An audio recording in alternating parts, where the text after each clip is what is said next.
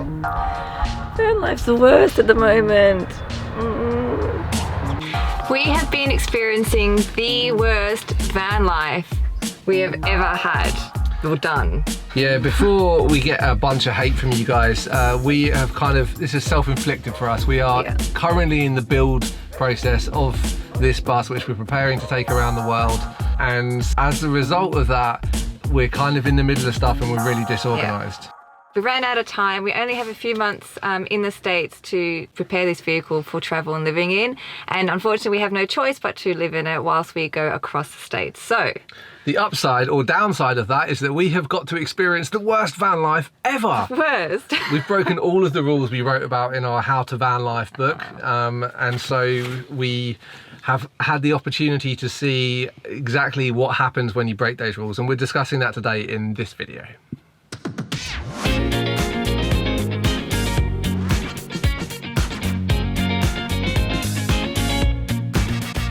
First up, we want to apologise for how disgustingly scruffy we are. Usually we're scruffy, but not this scruffy. Like, we are at our lowest point, I think. We're covered in mosquito bites. I think you still kind of look hot. You could have at least done your hair for the camera. This is done.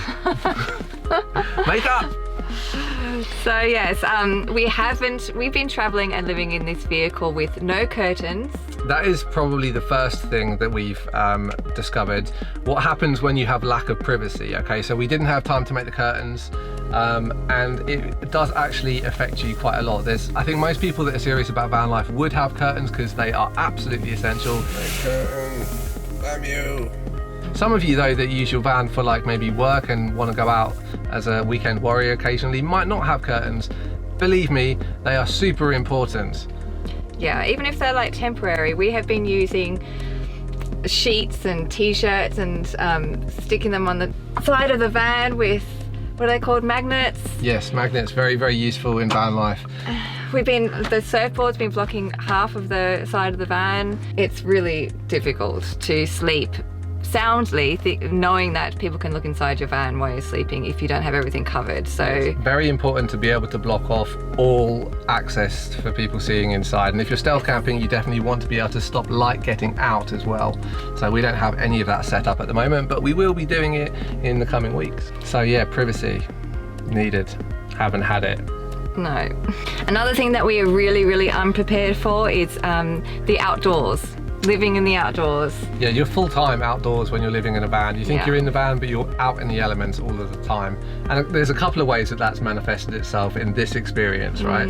One is with the leaky windows. Oh, yes. Before we took all our windows out, we had the bus in Arizona. It had been sitting there for years and years and years, and we took it to Northern California, and the water came. I think the leaky windows is one of the worst things that you can experience when you're living inside a vehicle. There's two things that you really, really need for van life, okay? A van that moves, because that really helps, and a van that doesn't leak. Like, that is so high on the list. If any of you have water ingressing into your van, get it sorted. And if you're building a van, before you put any interior in, you absolutely have to make sure that it's watertight so that you don't find leaks later on, because they'll come in here and then they'll drip on the inside of the channel and they'll appear as a puddle over there. We didn't know how bad it was until it started really, really, really raining. So we had no clue. We got it from the desert, had no idea where it was going to leak from until it rained, and it was a disaster. Yeah, that's something you definitely have to take care of. So we weren't really prepared for that. And the other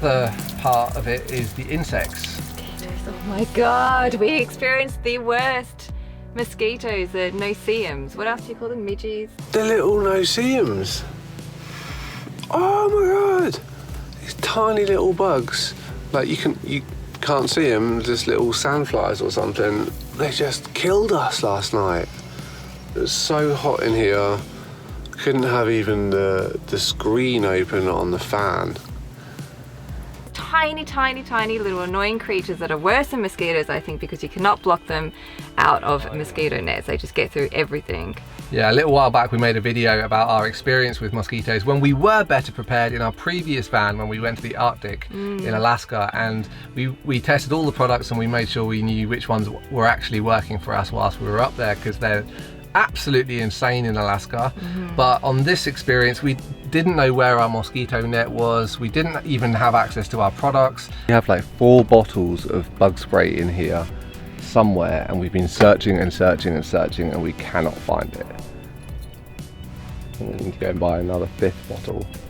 And like, it hadn't been a problem until one day you arrive at a camp spot which seems really great, and then the sun goes down, the mosquitoes come out, and that's the thing, you like all the no-see-ums. That's the thing with van life, you never know where you're going to be or how bad the bugs are going to be, and you have to be prepared to deal with like jungle-esque mosquitoes and no-see-ums. Yeah, which brings us on to the next point of not being prepared and not being disorganized, not knowing where anything is. We have no cooker, we have no lights, we have no curtains, we have no bed. We are sleeping on like a piece of wood, and our belongings in these containers. So it's a tiny space. You think that it's easy to find stuff. Believe us, when you've got your entire contents in boxes like this and it's all over the place, it's impossible. I have no idea where anything is. We're sleeping on most of the stuff too, so it's really hard to get to things that we need. An awning, a skateboard, an awning, our shower, yes, our skateboard, the surfboard. That's what I sleep with every day, every night. Van life, yeah. Van life. Woo! So yes, being prepared and making sure that you know where everything is, and being organized as possible in a tiny space is really important. Everything in its place. Everything has a place, everything in its place, something like that. You know what I'm saying? Yeah. It's really, really important for anyone considering van life or anyone living van life, because the knock-on effect of breaking all of these rules is, well, we'll come on to that in a second. Yeah, and I'm sure you guys are sitting at home going, of course, like, this sounds so obvious, and we know, like, we understand, like, what we should have done, but we just did not have enough time. And you guys are probably experiencing only one out of the 6 or 7 points that we're going to be bringing up. We are unfortunately living with all of the bad points about van life, and we just wanted to share them with you. So yeah, you definitely need more than a van and just being and the open road, because those 2 things on their own are not enough to live a happy van life. A lot of people start van life and they end up bombing out of it, and that's because they break the rules that we wrote down in our 3rd section of our book, which talks about sustaining van life, because it's actually quite difficult. And if you run into any of these problems that we're discussing and you start becoming unhappy, what happens, Leah?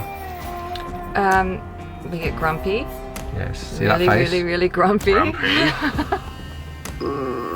Not nice. That's disgusting. Oh, You sound sick. I'm sick. Van life's the worst at the moment.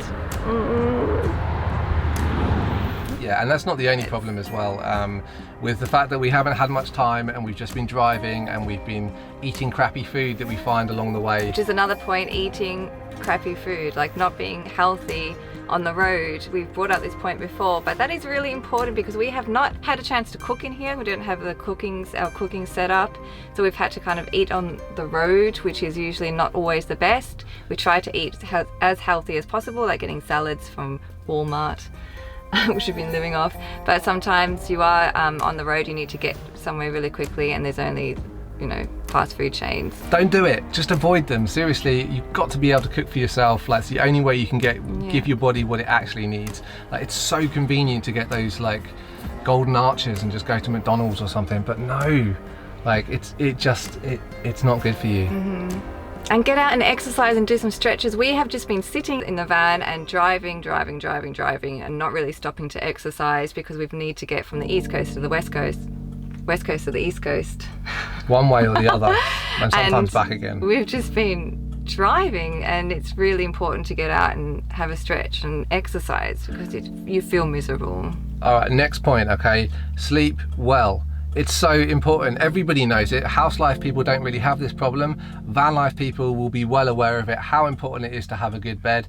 Our bed is literally a piece of scrap wood that is sitting on top of boxes that aren't even, and there's huge gaps in our bed, and we have a 2-inch memory foam topper to make it somewhat comfortable. It's not comfortable. but it's all we could do in the time that we had because we didn't have time to build an interior.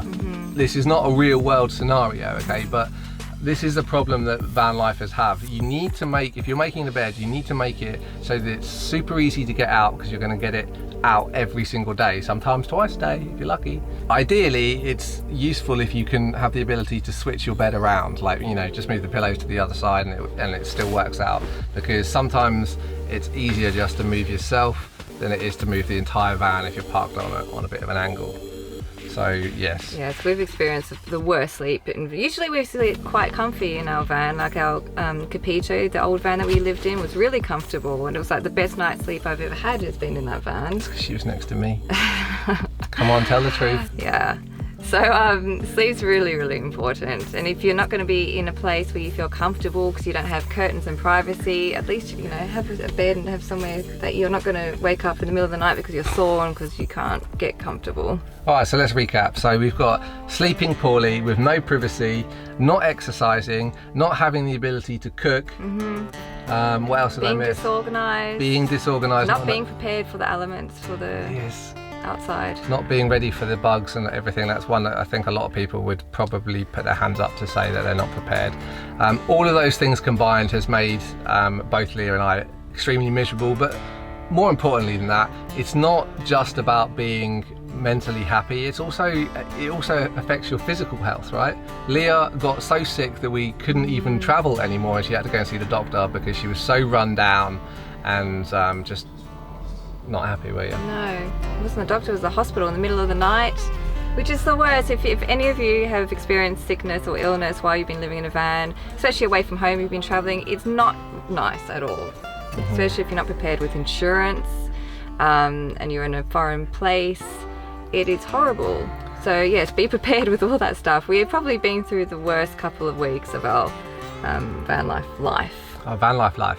So guys, we have a bunch of content on our website, and even more so in our book, that tells you how you can live the van life successfully and how you can make it work for you, and some of the pitfalls to avoid.